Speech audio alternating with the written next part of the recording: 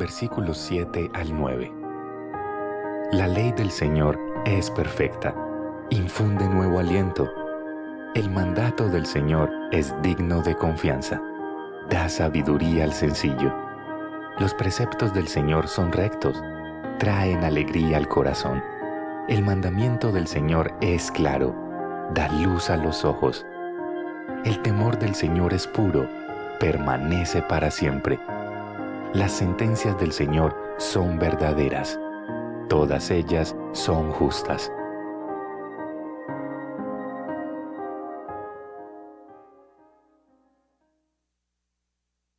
Hermanos, buenos días.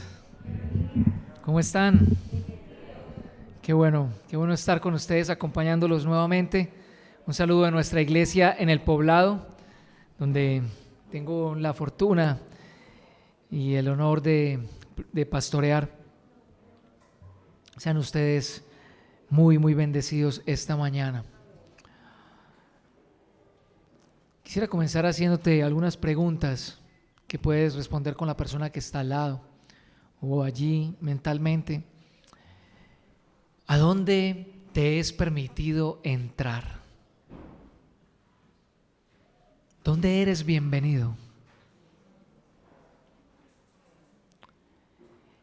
¿Qué lugar o escenario de tu vida estás completamente convencido de que puedes entrar sin ningún problema?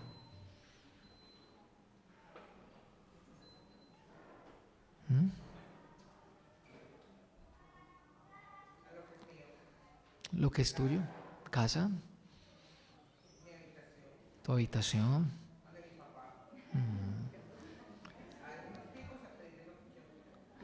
Sí. Algunos restaurantes si hay carne de vacunación. ¿Cómo te sentirías? ¿Cómo te sentirías tú si estando completamente convencido de que puedes entrar a la casa de tu padre, por ejemplo? Un día vas como si nada y como si nada te dicen no eres bienvenido, no eres bienvenida. Un día te cierran la puerta y te dicen no, aquí ya no hay lugar para ti. ¿Qué pasaría por tu cabeza?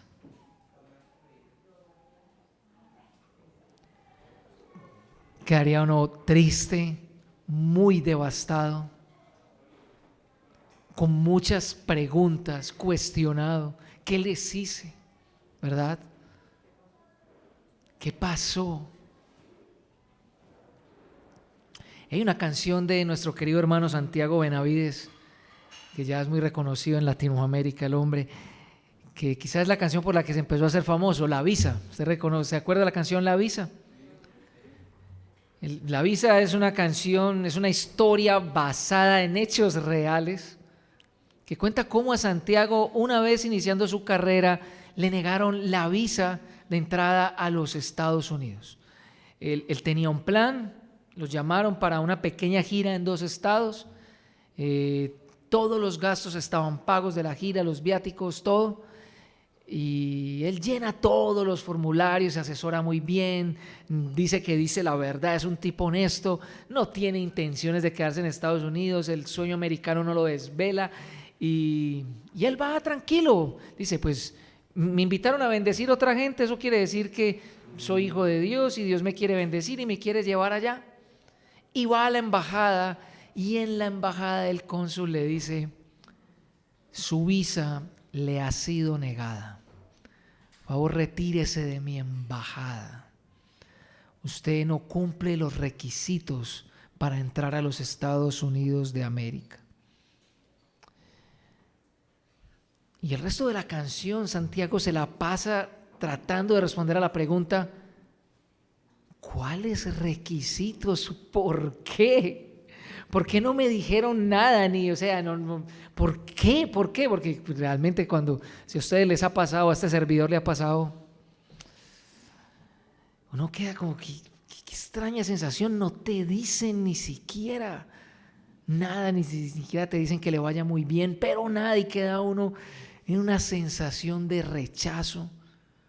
Él dice que en la canción que se huele incluso, que fue lo que pasó, y trata de responderse eso. Y sabes una cosa, con el reino de los cielos pasa muy, pero muy similar. Probablemente nos pueda estar pasando como Santiago, que estamos muy convencidos de llenar los requisitos, los formularios, haber consignado la plata, habernos asesorado con el mejor experto en turismo y visas y tener todos los papeles en regla y no tener pasado judicial alguno, y sin embargo toparnos con la realidad de que esa embajada nos diga: usted no es bienvenido.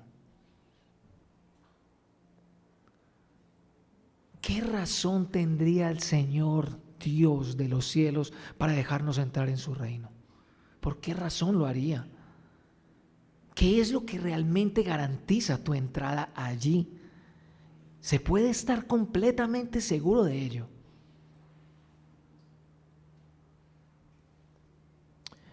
Yo quiero que leamos un texto un poco delicado esta mañana, que va a tratar de responder a esas preguntas.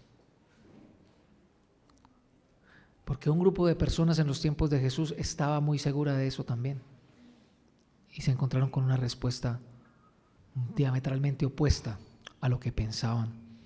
Está en Lucas capítulo 14, versículos 15 al 24.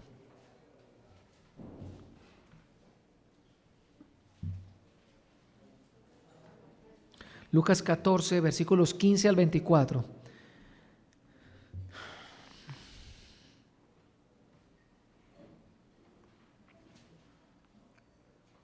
Dice así la palabra del Señor para nosotros hoy.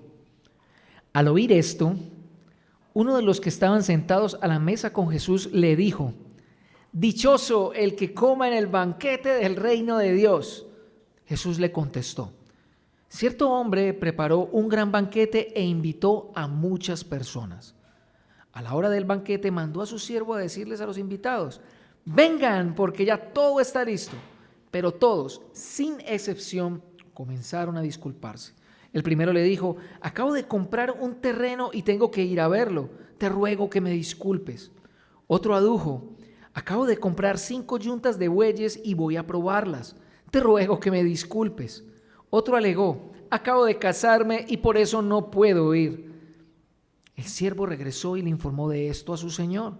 Entonces el dueño de la casa se enojó y le mandó a su siervo: sal deprisa por las plazas y los callejones del pueblo y trae acá a los pobres, a los inválidos, a los cojos y a los ciegos.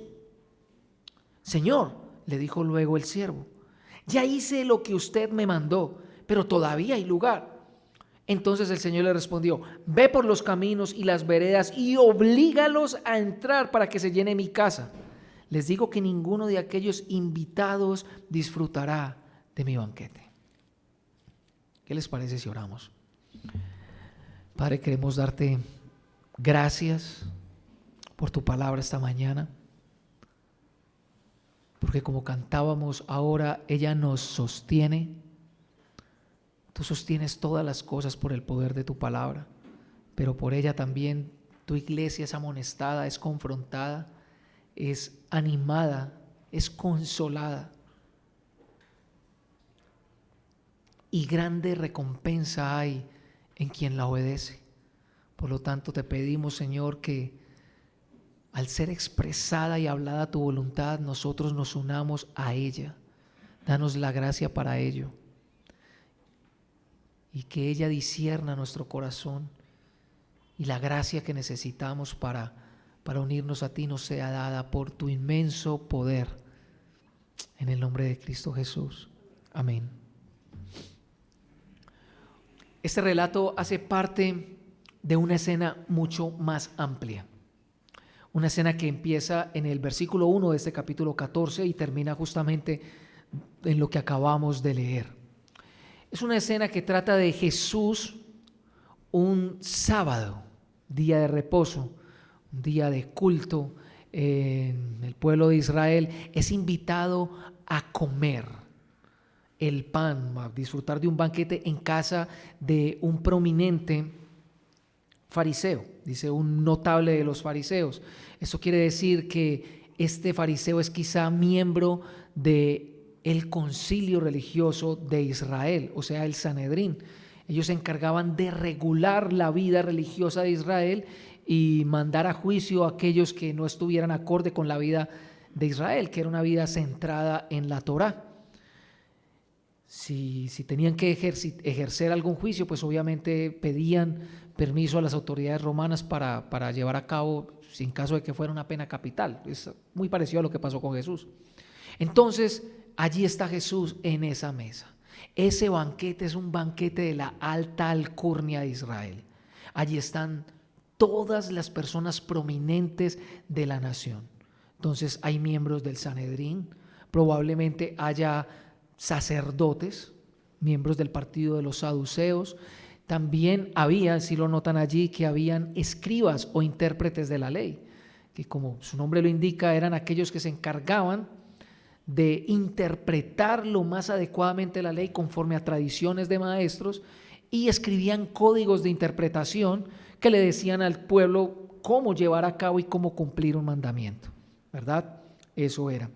Resulta que allí entonces en ese banquete se aparece un hombre con hidropesía. Eso está en el versículo 1 al 4. Él se presenta allí en medio de ellos, parece que irrumpe. Algunos teólogos dicen que es quizá una trampa que le están tendiendo, pues ellos lo están observando cuidadosamente y Jesús toma la iniciativa en todo esto y les hace una pregunta, les dice: ¿es sano, es lícito, sanar a un hombre en día de reposo? Esa es una pregunta que Jesús ya ha hecho algunos capítulos atrás, capítulo 13, con una mujer encorvada. ¿Es lícito hacer el bien en el día de reposo? Entonces Jesús utiliza esto para confrontar a ellos y decirles: ¿por qué ustedes sí pueden hacer bien a los suyos, un buey o un hijo, y no pueden hacerlo a una de esas personas necesitadas? ¿Cuándo es que aplica bien la ley de ustedes? ¿En qué momentos es que sí debe aplicar? Ellos están callados. Acto seguido, Jesús, que es bien observado, parece ser que es el que está observando lo que está sucediendo allí, y observa, versículo 7, que los invitados a ese banquete, todos están prefiriendo los primeros lugares del banquete. En ese tiempo se organizaban banquetes donde las personas fortalecían sus relaciones con pares, es decir, con su alcurnia, con su calaña, que llaman, con su élite. Entonces los primeros lugares significaban, esos son los más importantes. Entonces Jesús está observando que a ellos les gusta ser reconocidos como los más importantes y les cuenta una parábola a los invitados. Les dice: miren, ¿sabe qué? Yo les voy a dar un consejo. Cuando alguien los invite a un banquete de bodas, muy interesante que utilice la palabra bodas allí, cuando alguien los invite, prefieran los últimos puestos, no sea que si llegan de primeros el invitado les diga: ven, hazte mejor atrás que tengo a alguien más importante que tú. Significaría vergüenza. La cultura israelita era una cultura de la vergüenza y del honor, y eso no era muy bien visto. Entonces el consejo de Jesús es: más bien hazte atrás para que te vean desde atrás, te inviten adelante, pases y así seas honrado. Y Jesús termina este diálogo con una máxima del Antiguo Testamento que se encuentra en Ezequiel, que es: porque el que se engrandece será humillado y el que se humilla será enaltecido. Es una frase de juicio que Jesús empleó para decirle a Israel que su orgullo la llevó al exilio, que tendrían que arrepentirse para ganar nuevamente el favor del Señor y traerlos nuevamente a su tierra. Termina esa escena y acto seguido Jesús se dirige al que lo invita. Versículo 12, lo invita y le dice: mira, te voy a dar otro consejo. Cuando hagas un banquete, no invites a tus pares, no invites a tus familiares, no invites a todo aquel que te pueda retribuir, como que alguien me hizo un favor, ya yo estoy ligado a que tengo que hacerle otro favor más adelante para poder quedar bien. No invites a esa gente, invita a las personas que no tienen con qué retribuirte el bien que les hiciste. Invita a las mismas personas que acabamos de leer, las mismas: inválidos, pobres, ciegos y cojos, Invítalos. Así serás recompensado en la resurrección de los justos. Entonces comienza nuestro pasaje. Porque esta frase de Jesús, la resurrección de los justos, parece que le pica las oídas a uno de los invitados y le dice: dichoso el que coma en el banquete del reino de los cielos. Él lanza su expresión y allí es donde se da todo lo que acabamos de leer. Jesús, en respuesta a esa exclamación, le cuenta la parábola. Un hombre hace un banquete, invita a muchas personas, estas personas lo rechazan, el hombre indignado por eso, entonces manda a llamar a las personas que nadie esperaría que llamaran y procura en últimas hasta traer las personas de afuera para que se llene dicho banquete y no entren los inicialmente invitados.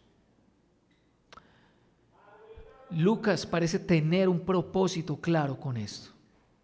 Y es el propósito de esta predicación hoy. Y es que Jesús, utilizando como preámbulo todo lo que les acabo de contar, lo que ha observado en ese día de reposo, en ese banquete de vida comunitaria, utiliza todo lo que acaba de ver para enseñar quiénes son los que disfrutarán del banquete del reino, quiénes no y por qué no. Y yo quiero que reflexionemos en estas 3 preguntas en 4 reflexiones. Deberían ser 3, pero bueno, a veces se complica la vida. 4 reflexiones para responder a estas 3 preguntas. La primera reflexión será: ¿cómo es que los seres humanos vemos el banquete del reino de los cielos? La segunda es: ¿cómo Dios lo ve? ¿Cómo Dios ve el banquete? La tercera es: ¿quiénes son entonces los invitados al banquete y quiénes no? Y la cuarta es: ¿cuál es tu lugar en el banquete? ¿Cuál es tu lugar en la mesa? ¿Tienes lugar en la mesa? ¿Cómo los seres humanos vemos el banquete? ¿Cómo lo ve Dios? ¿Quiénes son los invitados al banquete y quiénes no? ¿Y cuál es nuestro lugar en el banquete? Eso, así quisiera que transitáramos esta mañana.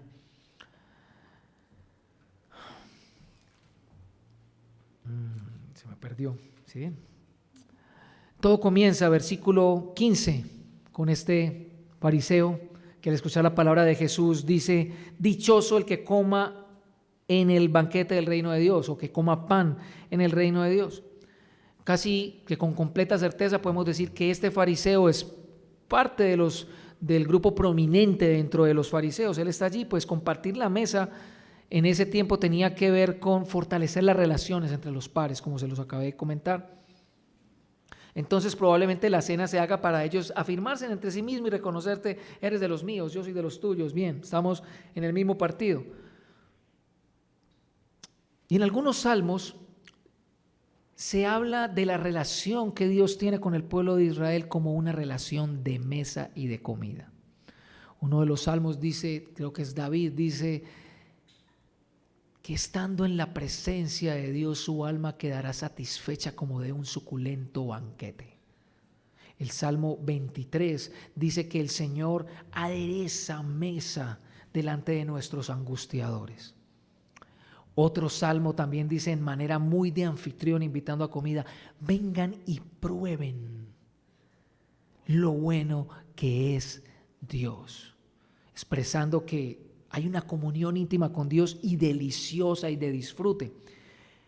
También las expectativas judías con respecto a la llegada del reino de Dios que se daría con la venida del Mesías estaban ancladas en una figura muy parecida. Isaías capítulo 25, versos 6-10 describe la llegada del reino de Dios y al Mesías o a Dios mismo preparando una comida maravillosa para todas las naciones, el vino más añejo, los mejores aderezos, una comida sin igual. Entonces este hombre sabe que el reino de Dios es un banquete, lo espera, pero su frase no es la de una persona que está en la incertidumbre de si estará allí o no. Como por ejemplo, hay un evento, un concierto, digamos, un partido de fútbol o un evento deportivo y uno quizá diría, ay, ojalá yo pudiera ir, qué rico conseguir la plata, ojalá algún invitado me diera esa entrada, ¿verdad? No, él no está hablando en esos términos, él está completamente seguro de lo que está diciendo. Detrás de sus palabras está la plena seguridad de decirse, nosotros sí estamos bendecidos que cuando llegue ese banquete vamos a estar ahí. Usted se preguntará, ¿por qué? Por 2 razones. La primera, su linaje. Un hijo de Abraham, un judío de nacimiento, del pueblo de Dios, ese pueblo que Dios escogió de entre las demás naciones para ser su especial tesoro, su posesión maravillosa. Y no solamente eso, Dios los había traído nuevamente a la tierra, pero les devolvería su soberanía completa, quitaría el yugo de esos emperadores que los habían subyugado y los habían esclavizado y los tenían oprimidos. Ellos sabían que por ser herederos de esa promesa, Dios les devolvería su lugar y el reino llegaría a ellos y reinarían sobre las demás naciones. En segundo lugar, su cumplimiento de la ley, lo que los distinguía de entre los demás. Especialmente los fariseos se consideraban a sí mismos como personas rectas y justas. Miren cómo los describe Jesús. Bueno, Jesús los describe de muchas maneras, porque si con alguien debatió Jesús fue con ellos. Pero miren esta oración que Jesús utiliza a modo de parábola en Lucas 18, la oración del publicano y el fariseo. Miren cómo ora el fariseo. Oh Dios, te doy gracias porque no soy como otros hombres, ladrones, malhechores, adúlteros, ni mucho menos como ese recaudador de impuestos. Ayuno 2 veces a la semana y doy la 10ª parte de todo lo que recibo. El texto dice que oraba para sí mismo, no para Dios. Ellos no solamente cumplían la ley, sino que tenían sus propios códigos de cómo era que se debía cumplir. Tenían una cultura legalista en todo el sentido de la palabra. Por eso tenían tantos debates con Jesús acerca del sábado. Porque es que Jesús no invalidó el sábado, no lo rompió. Lo que Jesús hizo con sus actos fue confrontar la manera en cómo ellos lo hacían, en cómo ellos lo guardaban. Eso era lo que hizo Jesús. Jesús todo el tiempo les confrontó más bien sus tradiciones, sus costumbres. Incluso hay documentos que registran cuáles eran esas costumbres, qué se debía hacer en un sábado literalmente. Ellos tenían todo eso. Noten que al principio del capítulo ellos lo están observando, pero Jesús es el que los está viendo a ellos, porque es que ellos están viendo que cómo Jesús incumple lo que ellos han dicho que es y no lo que realmente la ley dice que es.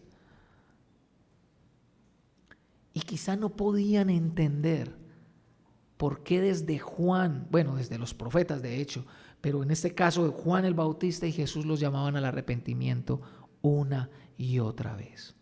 Tenían un problema muy serio: la autojusticia. Esa forma de actuar pensando que por mi comportamiento Dios me debe y que termina convirtiéndose en una superioridad moral sobre otros y en hipocresía.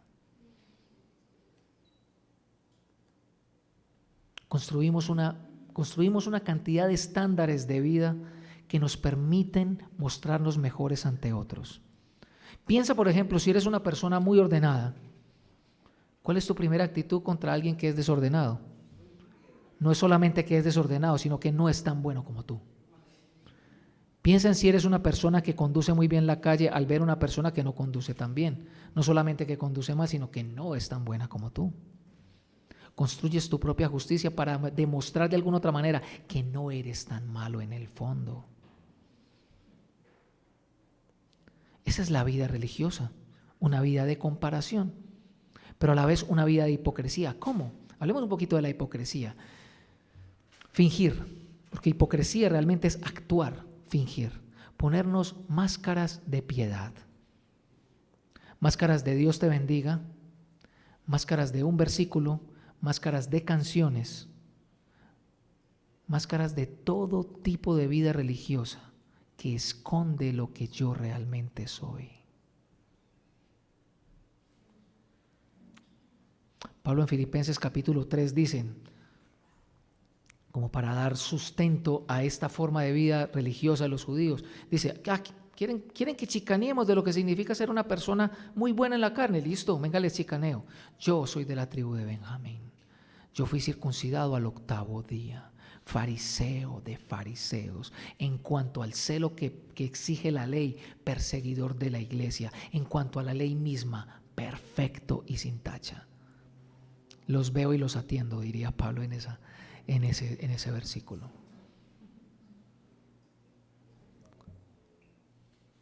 Estaban muy seguros de su linaje y su autojusticia, de pertenecer a su grupo y de mostrar una vida aparente que decía que sí eran justos.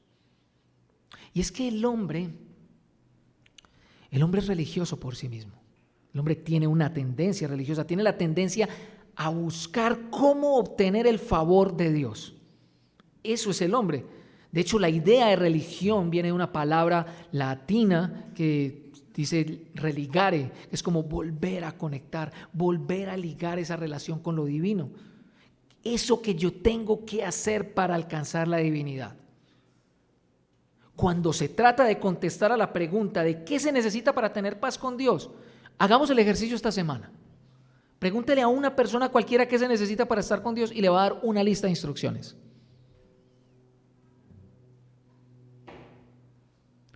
Y en este caso no es la excepción. Usted tiene que ir a una iglesia. Usted tiene que hacer una oración. Usted tiene que venir a los servicios que hay aquí, a los cursos. Tiene que hacer el curso prematrimonial, después tiene que hacer esto, después tiene que hacer esto, después tiene que hacer eso, tiene que bautizarse, tiene que hacer un montón de cosas. Así garantiza usted que está bien con Dios. Eso es lo que se necesita para usted ser un creyente. Y la cultura latinoamericana, especialmente esta cultura antioqueña, está llena de religiosidad. Esa religiosidad que dice que al cielo solamente entra la gente de bien. Entiéndase, el buen hijo, el que obedece y honra las instituciones sociales y religiosas, el buen trabajador, el honesto, el que no mata una mosca. Y las personas que no son de ese lado, que normalmente son de izquierda, progres, desatinados, borrachos, libertinos, como dirían algunos por ahí, esas personas no se consideran religiosas porque saben que en últimas lo que Dios pide es demasiado alto para cumplirlo, entonces prefieren vivir una vida como a ellos les place. En últimas, el suelo del deber y de la moral está sobre todos los seres humanos a la hora de querer comportarse o tener el favor de Dios. Incluso en la iglesia protestante o evangélica. Piensa cómo criamos nuestros hijos con estímulos de castigo y premio. Eso es conductismo. Eso es conductismo y moralismo aplicado. Hasta altas edades muchos niños en nuestras iglesias crecen creyendo que Dios solamente ama a los obedientes, a los que tienden la cama, a los que se comen todo el desayuno y lavan el plato y sacan 5. Eso es legalismo aplicado, fariseísmo en su máxima expresión. Piensa en las relaciones de noviazgo. Pastor, nosotros queremos venir a que nos dé consejería porque queremos hacer las cosas bien. ¿Qué significa hacer las cosas bien? ¿Tratarme de abstenerme de un montón de cosas allí para agradarle a Dios? ¿O realmente porque quiero honrarlo, porque quiero que mi vida exprese su belleza, entonces quiero guardarme? Hay una gran diferencia entre una cosa y la otra.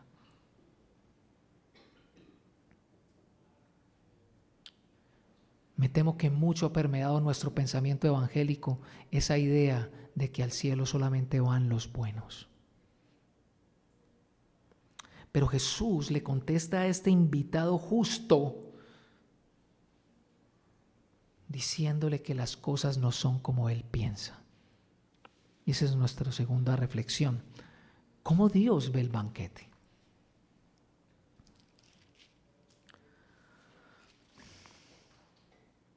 Versículo 16.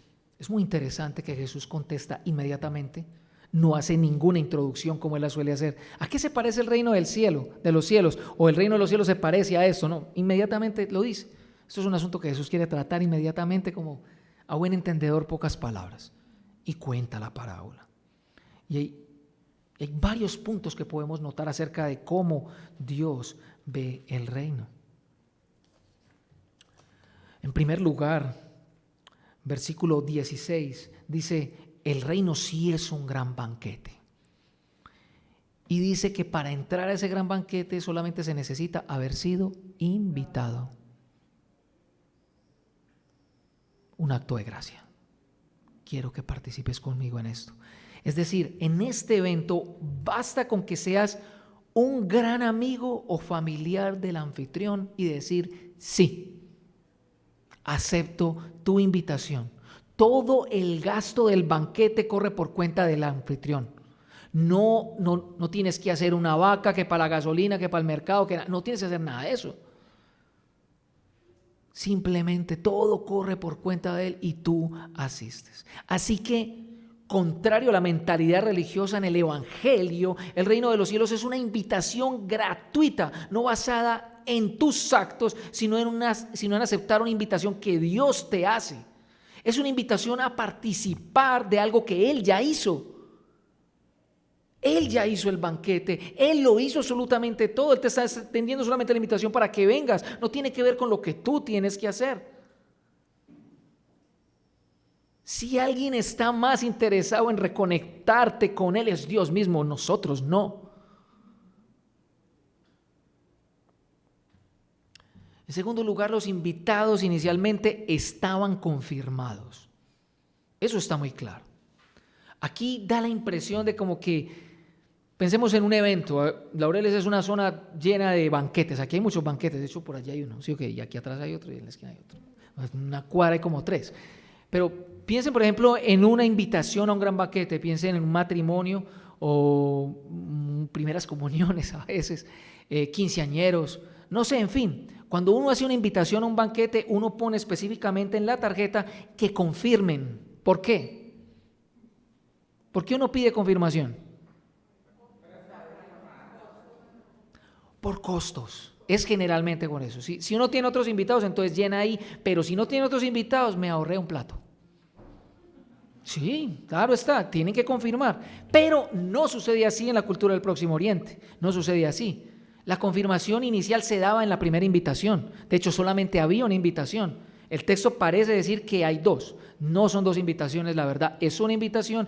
Y lo segundo que sucede es la ratificación de la hora. Es decir, ya está todo listo. Ellos ya habían dicho que sí de entrada. Lo que hace, y eso sucedía en ese tiempo, era que el siervo salía nuevamente. La hora está lista, tocaban una campana o una trompeta y la gente asistía. Eran pueblos muy pequeños, entonces era una forma fácil de que la gente supiera que ya todo estaba listo. La gente simplemente asistía. O sea, que esas personas se quitaron. Se quitaron. No querían estar allí. Su sí fue un sí parcial, pero no un sí en el corazón. Ese acto, de alguna otra manera, demuestra cuán cercano consideraban al anfitrión. No les importaba la vergüenza que él iba a pasar, porque en una cultura del honor y la vergüenza, eso significaría un ridículo tenaz para esa persona. Saber que organicé un banquete tan hermoso. Yo recuerdo una vez, mi hermanita me dio permiso de contar esto. Sí, porque estuve compartiendo este texto en Poblado hace 8 días, hace 15 días, y le conté a mi hermanita, me acordé de este episodio y lo iba a contar, pero no lo quise contar para no tirarte al agua, no fuera que vos lo vieras después en YouTube y después me levantaras. Y me dijo, no, contalo, dale. Bueno, lo voy a contar. Mi hermanita en mi casa una vez hicimos ella ella tenía el sueño de celebrar una fiesta de cumpleaños. Bueno, había tenido como una muy chiquita, pero en mi casa no era de muchas celebraciones. Ella quería celebrar una fiesta de cumpleaños, no invitó a nadie. Y decoró la casa, platos, festones, todos. Nadie. Qué tristeza. Yo recuerdo esa escena y me dan siempre ganas de llorar cuando veo esa escena, sobre todo por lo que ella anhelaba, y a ella solamente le importaba que estuvieran sus hermanos ahí, pero es que digamos 5 solamente, porque habían como 20 vasos, 20 platos, toda la casa estaba llena. Es muy deprimente, la verdad. Pero sí, imaginen la tristeza de este hombre que sí tuvo invitados y se le quitan de la manera que se le quitan. Otro aspecto es que hay otros intereses en la vida de esos invitados que disfrutar de un generoso banquete con alguien que los quiere. Las excusas son baratas, son excusas muy baratas.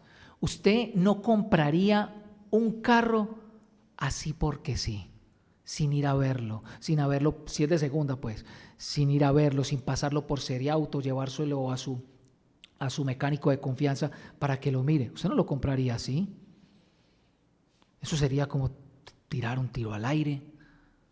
Usted no compraría un terreno si quiere construir si no sabe si el terreno cumple con todos los requisitos, primero legales y luego de suelo.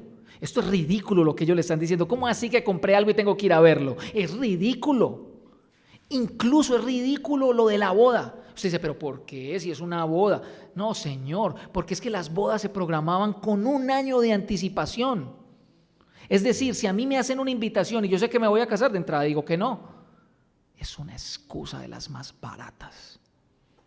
No tenía sentido alguno. ¿Por qué no se puede decir de una vez que no quiero asistir? ¿A usted no le ha pasado que ha estado invitando a algún amigo a la casa a salir o ir al cine y todo el asunto y le saca cualquier excusa siempre? No, vamos a ver si tengo tiempo. En últimas, después de tantas excusas, usted sabe que la persona no quiere estar con usted.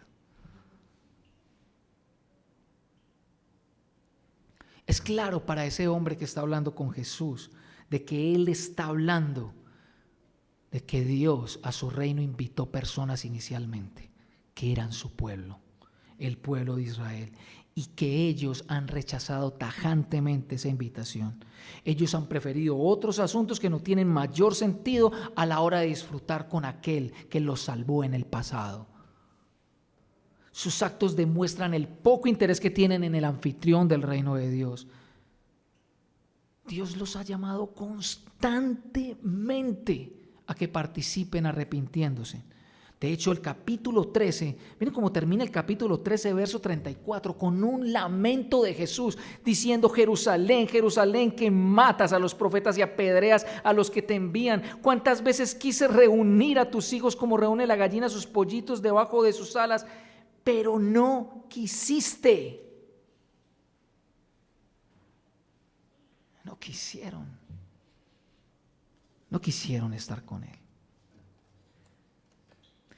Y es que a la hora de rechazar a Jesús, cualquier excusa puede salir de nuestros labios. Vamos a decir mentiras, por favor. Es que en esa iglesia no sé qué, es que no sé qué, es que ese pastor no sé cuánta, es que tal persona me mira feo. Es que el domingo es el único día para descansar, uno trabajando bien duro. Y un domingo llegar y madrugar a la iglesia, no. Es que necesito estar más preparado, más purificado, dicen. Que es muy temprano, que eso es tan temprano, que tengo que estudiar, que tengo un parcial, que tengo un informe, que tengo.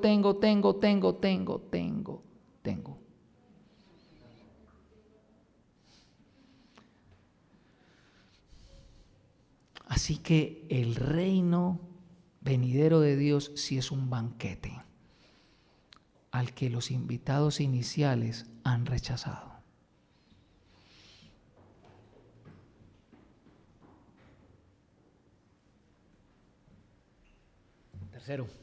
Tercero, ¿quiénes asistirán al banquete y quiénes no? Notamos que en la parábola hay una gran indignación en ese hombre. Está furioso, una rabia de, sí, ¿qué les hice yo a estos?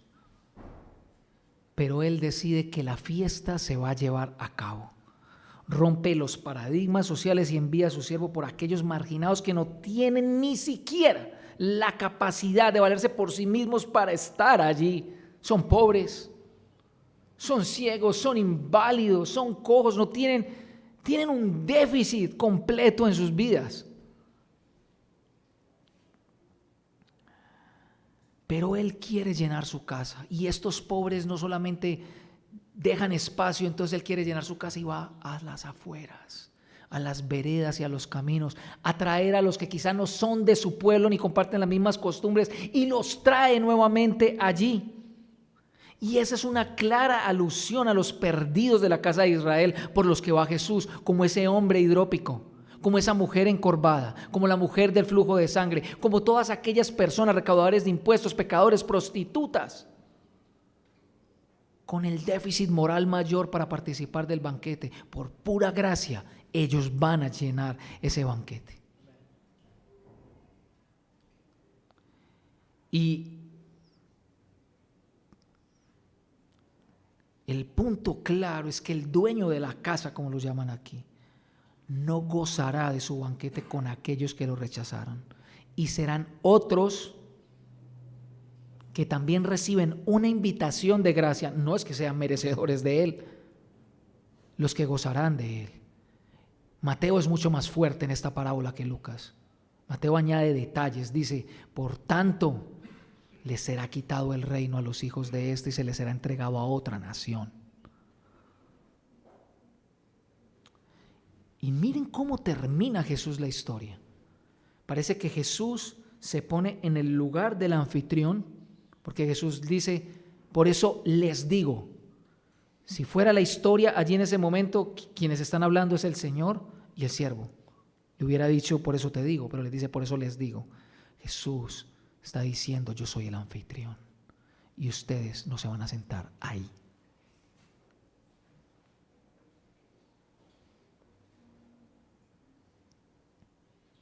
Cuarto lugar, ¿cuál es tu lugar en la mesa?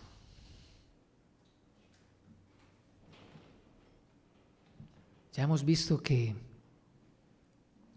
a pesar de que pensemos que tenemos que hacer muchas cosas para asistir al banquete del reino de los cielos, el que hizo todo el banquete fue Dios y nos extiende una invitación.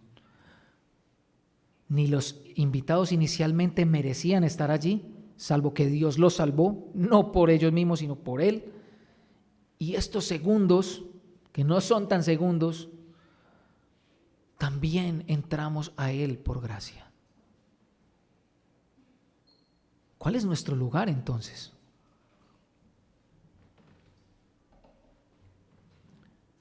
Esta historia termina como de manera abrupta. De hecho, no termina, queda abierta como la parábola del hijo pródigo. Quedan abiertas, no hay un cierre. Queda la invitación allí en puntos suspensivos. Porque en el versículo 25, el que le sigue, Jesús está ya en la calle con multitudes, pero Lucas utiliza el mismo patrón que ha venido usando en el capítulo 14. Se dirigió a se dirigió a los invitados, se dirigió al dueño de casa, se dirigió al fariseo, ahora se dirige a las multitudes y les dice cuál es el costo de seguirlo a Él. El costo de seguirlo a Él es no considerar nada, ningún amor por encima del amor a Él, ni el amor de papá y mamá, ni el amor de hermanos, ni el amor de esposo, ni el amor de hijos, ni la propia vida. Cargar una cruz detrás de Él, así implique tu propia vida. O sea que de alguna u otra manera el rechazo a la invitación de entrar en el reino de Dios se evidencia en una vida que quiere vivir para sí misma, una vida egoísta, centrada en sus propios códigos y preferencias, ya sean religiosas o no. De eso trata la parábola del hijo pródigo. Dos formas de estar lejos de Dios sin disfrutar a Dios: siendo muy obediente, siendo muy de derecha, muy conservador, o siendo muy de izquierda, muy liberal, muy desatinado, muy autoindulgente, pero sin Dios. Y los 3 episodios que han ocurrido, es decir, el episodio del hombre hidrópico, las palabras a los invitados, las palabras al que lo invitó y las palabras a este hombre con el que esté hablando, nos ilustran de qué manera es que ellos han estado rechazando y de qué manera posiblemente nosotros también. Tal como Jesús se lo hizo saber a estos escribas e intérpretes de la ley, ellos no tienen misericordia del más necesitado. Ellos hicieron códigos para sí mismos. Ellos no construyeron códigos para honrar a Dios. Ellos construyeron atajos. Piense, por ejemplo, en esto. Bueno, un atajo hoy en día puede ser el que reza y peca empata, ¿cierto? El que peca y reza empata, ¿verdad? Yo puedo pecar tranquilamente y pedir perdón y sigo mi vida igual. Pero miren cómo ellos lo hacían. Por ley, todo hijo tenía que sustentar a sus padres. Cuando tenía la mayoría de edad podía trabajar y sustentarlos. Pero ellos inventan una ley y dicen, no, mira, ¿sabes qué? Si más bien eso que tienes para sustentar a tus papás se lo das al templo, entonces eso te queda endosado ahí. Hombre, por favor, qué mentiroso. Es que parecían dragones amantes del oro. Eran dragones literalmente. Anhelaban esas arcas llenas de monedas y tesoros especiales. Entonces lo único que hacían era construir atajos para sí mismos. Ah, sí, en el sábado ellos sí pueden levantar a su hijo, sí pueden desatar una burrita, pero a esta que ha estado atada por Satanás, no, atajos. Leyes que les convenían a ellos. En segundo lugar, ellos buscaban los primeros puestos. Prefieren el estatus, la posición, el honor. Viven por el halago y la aprobación de los demás. Solamente les interesan las relaciones correctas con la gente correcta que mantenga su alto nivel social. Están centrados en la admiración y el halago de los demás. Tercero, el anfitrión solamente invita a los de su élite. Está pensando en recompensas baratas. Está pensando en llenar de cena en cena, de cena en cena, de cosa en cosita, aquello que le va a llenar y que le va a dar su posición una y otra vez, a cambio del banquete eterno que no se termina, que Jesús le está ofreciendo. Y eso tiene mucho que decirnos a nosotros hoy. Pues este texto fácilmente nos puede hacer creer que eso se trata del rechazo de Dios a Israel y que nos aceptó a nosotros. Y en verdad, sí tiene algo de verdad eso, pero es más que eso. No es coincidencia que todos estos episodios que Jesús ha estado relatando son un sábado, el día de culto, el día de la vida en comunidad. Ese día en comunidad, como el día de hoy, en sus relaciones y en la manera en cómo se comportan, está reflejando la inconsistencia de su fe, en lo que anhelan, en lo que quieren, en lo que a ellos les va a llenar.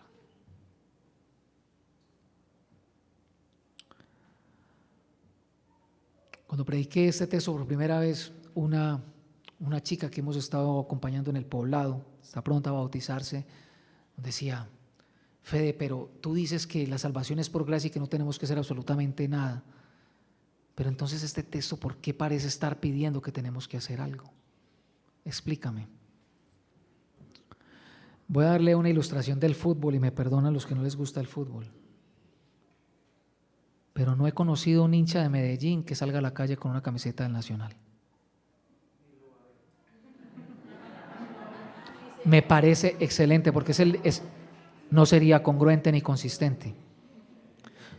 Dios nos invita a su reino por pura gracia, por todo lo que Él hizo a través de Jesús.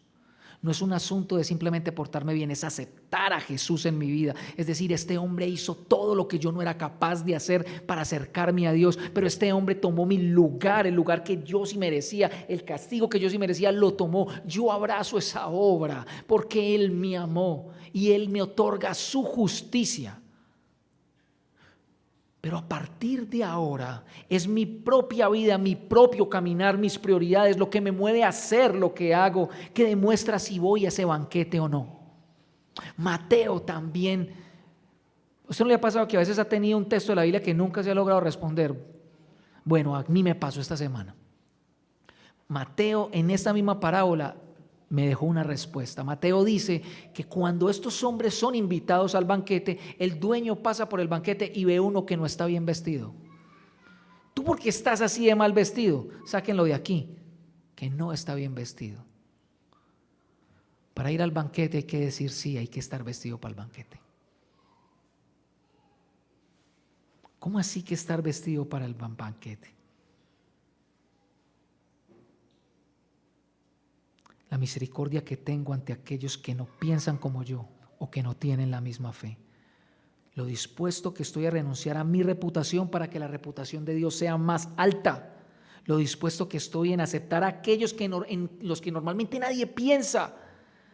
A no considerar mi agenda ni mis ocupaciones a la hora de ayudar a una persona verdaderamente necesitada. A hacerme rico en Dios dando generosamente a los que no tienen cómo retribuirme. Eso es estar vestido para el banquete.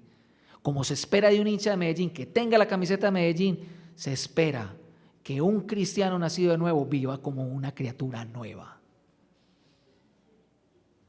No podemos darnos el lugar de decir que es que porque somos cristianos evangélicos y vivimos una vida aparte de la vida religiosa que antes teníamos, entonces eso nos da lugar. No, mucho cuidado. Pablo condena eso en Romanos capítulo 10. Dice que nosotros fuimos ramas injertadas en el pueblo, y si Dios no tuvo problema en rechazar a los que fueron pueblo, tampoco tendrá problema en rechazar a los injertados. Es duro, es muy duro. Pero no depende de nosotros. No depende de nosotros. Depende de lo que Él ya hizo.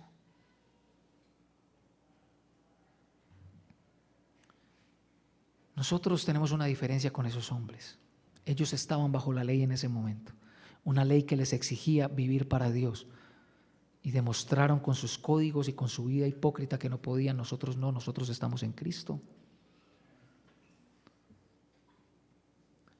Es solo a través de lo que Él hizo por nosotros que somos empoderados para vestirnos, para ir al banquete. Pablo lo dice una y otra vez: revístanse de Cristo, sean revestidos de su nueva naturaleza. Se te ha otorgado no solamente un culto nuevo para que lo reemplaces por la misa vieja, se te ha otorgado un nuevo corazón.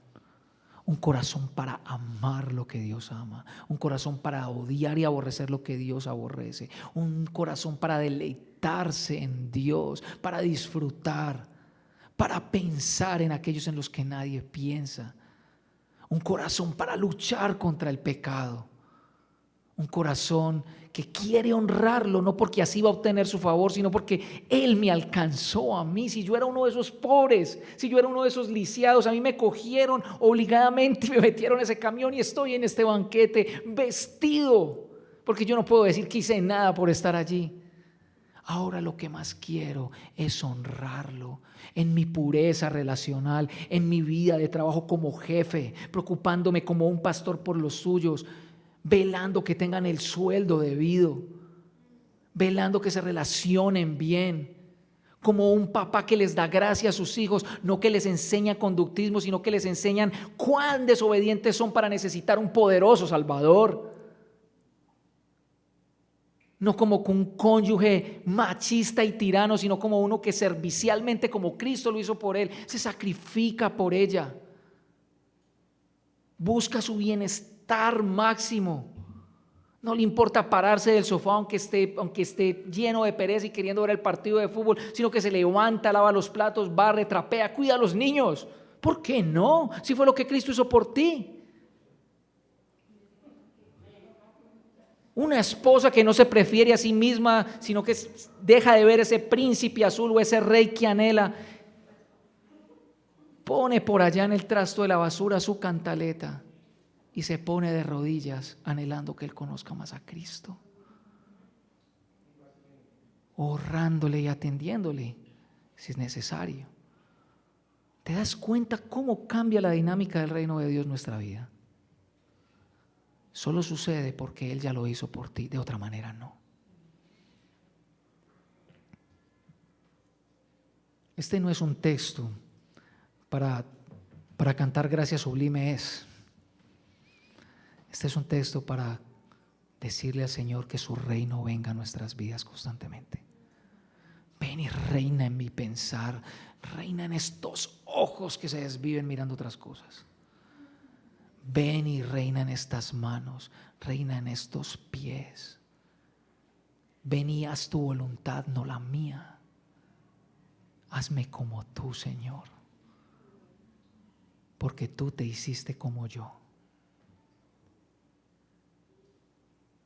Probablemente lleves algunos días caminando apenas en la fe y en la vida cristiana, o no te consideras una persona religiosa. ¿No te parecen esto buenas noticias? Esto no tiene que ser, tú no estás corriendo una carrera de checklist para decir si le vas a cumplir a Dios y te va a llevar para el cielo. Si Jesús está llegando a tu vida, abrázalo completamente, déjalo que te transforme. Qué buenas noticias. La gracia está llegando a tu corazón. No tienes que vivir más para ti mismo. Oremos.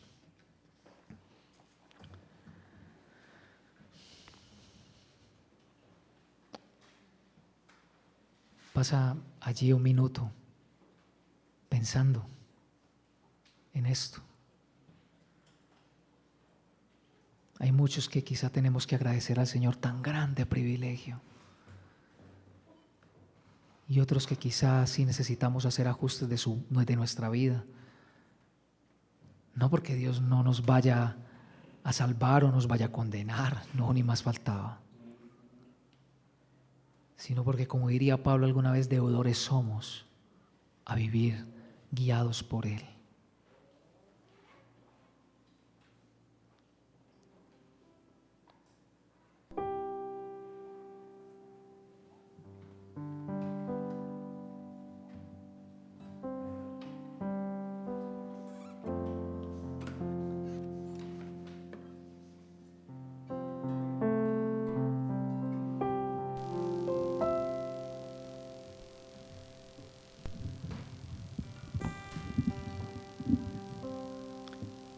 En últimas, vamos al reino,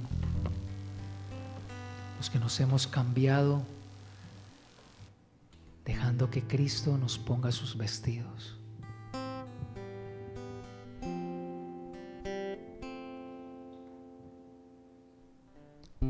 Sobre el mundo estás, reina sobre él, cada río en él, cada ocaso que hay, mi petición y mi meta son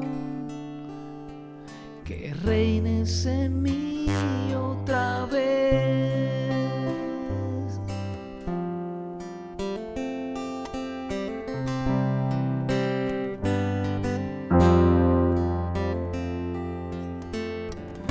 Sobre el mundo estás, reina sobre él, cada río en él, cada ocaso que hay, mi petición y mi meta son que reines en mí otra vez. Reina tú en mí, reina con poder en todos mis sueños, en la oscuridad. Tú eres el Dios de todo lo que soy. Puedes reinar en mí otra vez. Reina tú en mí.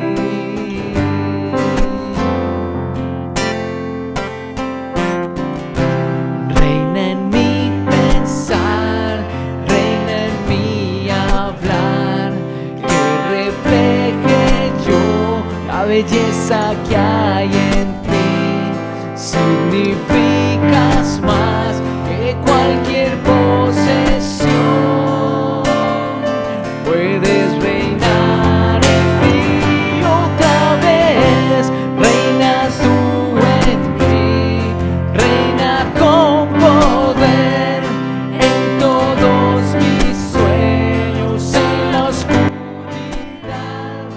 Tú eres el Dios de todo lo que soy. Puedes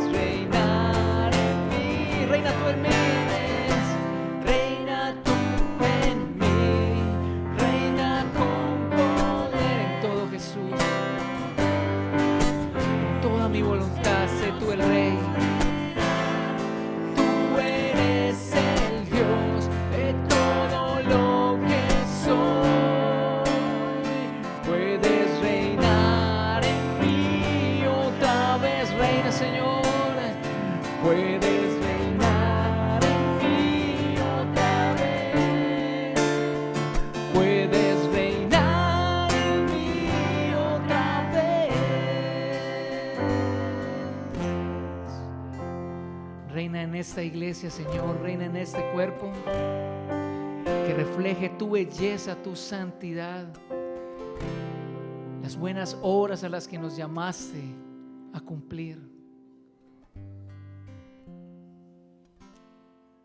Señor, a veces la gracia es muy barata para nosotros e ignoramos, Señor, que nuestra fe sin obras es muerta. Danos la vida tuya, Jesús. Líbranos de la vida religiosa que reclama privilegios por apellido, por posición o estatus. Permítenos apreciar la gracia que nos salvó y a responder en gratitud a tu amor, queriéndote más y más.